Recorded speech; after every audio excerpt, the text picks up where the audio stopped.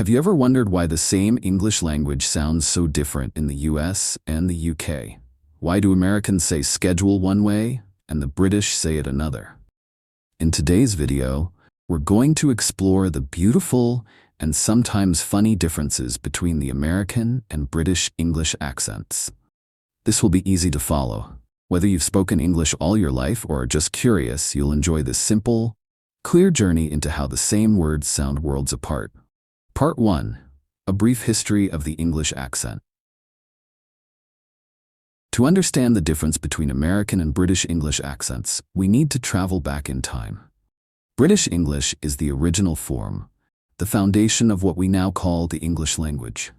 When British settlers crossed the Atlantic Ocean in the early 1600s to establish colonies in North America, they brought their language with them. At that time, the English spoken in both Britain and the new colonies was very similar. However, as the decades passed, their ways of speaking began to drift apart.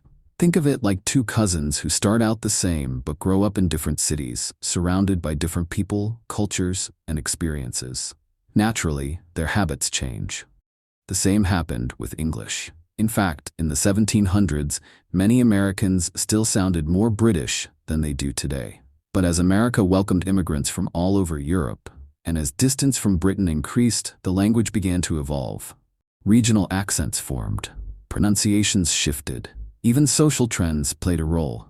Believe it or not, speaking styles became fashionable or outdated, just like clothing or hairstyles. For example, the famous British accent with its clear R sounds faded in Britain, while many Americans kept those older pronunciations alive.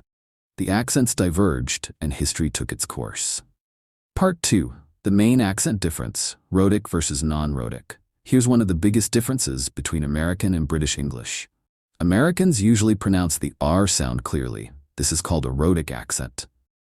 British speakers, especially from places like London, often do not pronounce the R when it's at the end or middle of a word. This is called a non-rhotic accent. Let's hear an example. American. Car. Car British car, ka. Another one, American. Hard British hard, hod. That R sound is a key way to tell if someone is American or British.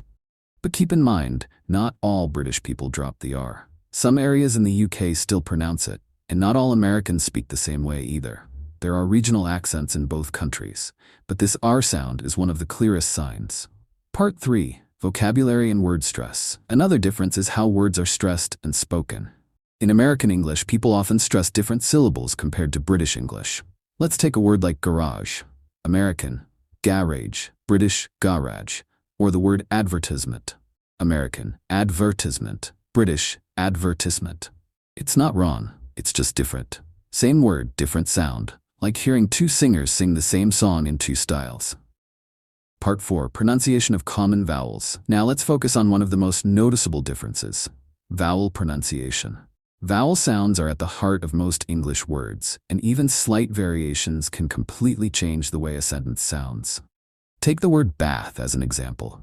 In American English, it's pronounced with a short A, like bath, rhyming with math.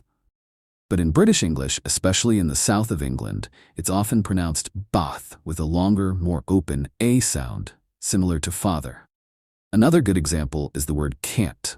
Americans typically say can't with a flat nasal sound. In contrast, the British say can't, which sounds rounder and more drawn out. These differences might seem small on paper, but when you hear them in conversation, they really stand out.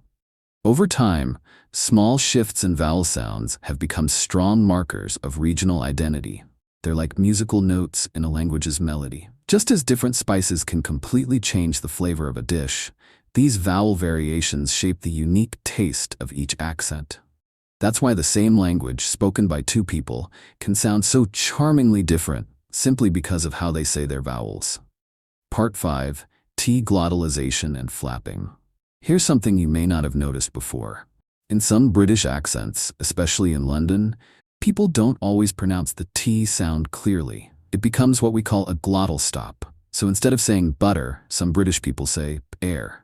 In contrast, Americans often turn the T into a soft D sound. This is called flapping, so butter becomes butter. Let's compare. British, buer, American, butter.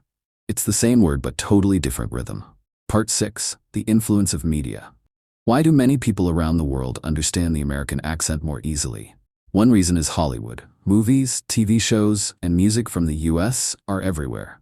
From Elvis to Beyoncé, from Disney to Marvel, American media is global. So even people in Europe, Asia, or Africa often become familiar with the American accent. On the other hand, British media is also popular, but less global. Shows like Downton Abbey, Sherlock, and The Crown carry British accents to the world, but they're not as dominant as Hollywood. This is why the American accent feels standard to many, because we hear it more often. Part 7. Spelling differences reflect accent too. Spelling isn't just about writing. It often reflects how words are pronounced and how accents have evolved. When comparing British and American English, many spelling differences can actually give us clues about the way people speak. Take the word theatre. In British English, it's spelled theatre with the RE ending, while in American English, it becomes theatre, switching the letters to This change aligns with the more straightforward pronunciation in American English.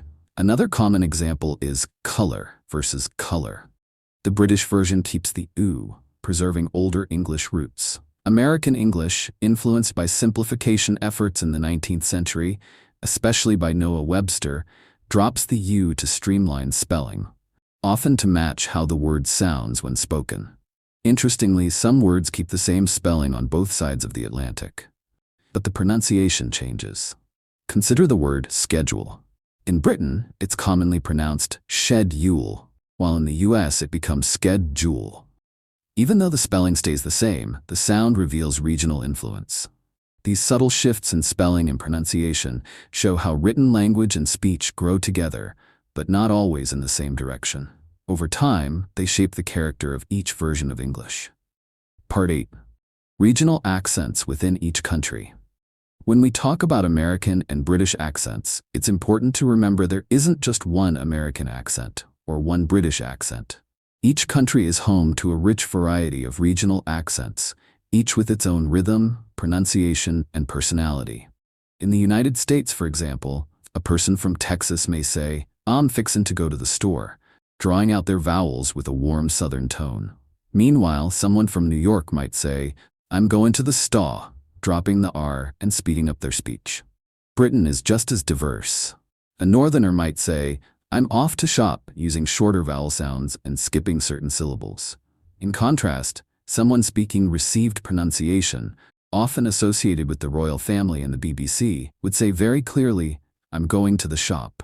Then there's Cockney, Scottish, Welsh, and countless local dialects that sound vastly different from one another, even within short distances. Each regional accent brings its own unique melody to the language, like different instruments playing the same song. These variations make English more colorful and alive, reminding us that where we're from shapes how we speak and how we're heard. Part 9. Why the British accent sounds more formal. Many people feel British English sounds more elegant or formal. There's a reason for that. The British accent, especially the one used by the royal family or on the BBC, is smooth and slow. It carries a rhythm that sounds polished.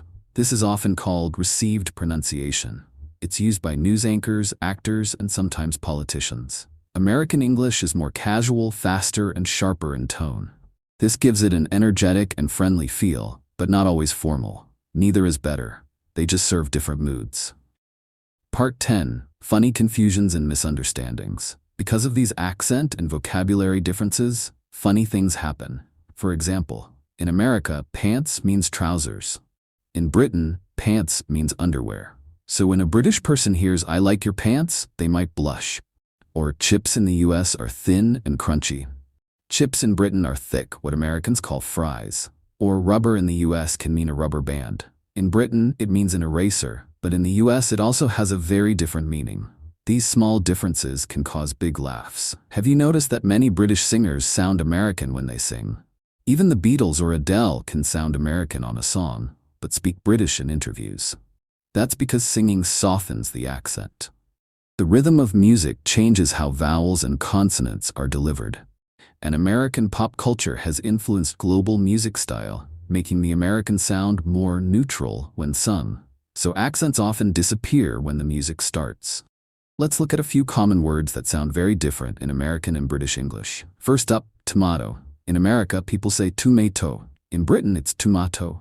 Next, schedule. Americans say schedule. The British say schedule. Now the word mobile. Americans pronounce it mochbul. The British say mobile with the il at the end. Here's another one, privacy. In American English, privacy. In British English, privacy. And finally, aluminum. In the US, it's aluminum. But in the UK, it becomes aluminum. As you can hear, the difference isn't just in the accent, it's in how the entire word is shaped and spoken. These little changes are part of what makes each version of English so unique and interesting. Does one sound more intelligent or better? Some people wonder, does the British accent make you sound smarter? Well, studies have shown that some people do associate the British accent, especially received pronunciation, with intelligence or class. This is just a stereotype. It's not about the accent, it's about perception. In the US, the neutral American newsreader voice is often linked to trust and leadership. In Britain, the same is true for the BBC English voice. Accents are just tools. How we use them matters more than how they sound. There are more than just American and British accents. Canadians sound close to Americans, but with slight vowel differences. Australians often sound closer to British English, but with their own twist. Irish English is musical and very different depending on which part of Ireland you visit. All are part of the English-speaking family tree. But the two biggest accents, American and British, are the ones most people compare. So what did we learn today? American English and British English may use the same words, but they sound like two cousins from different worlds. The R sound, the vowel stress, the word choice, and the rhythm, they all create beautiful variety. Neither one is wrong, neither one is better. They're just different. And that's what makes English so special. If you enjoyed this video, don't forget to like, subscribe, and share. And let us know in the comments, do you prefer the American accent or the British one? Thank you for watching.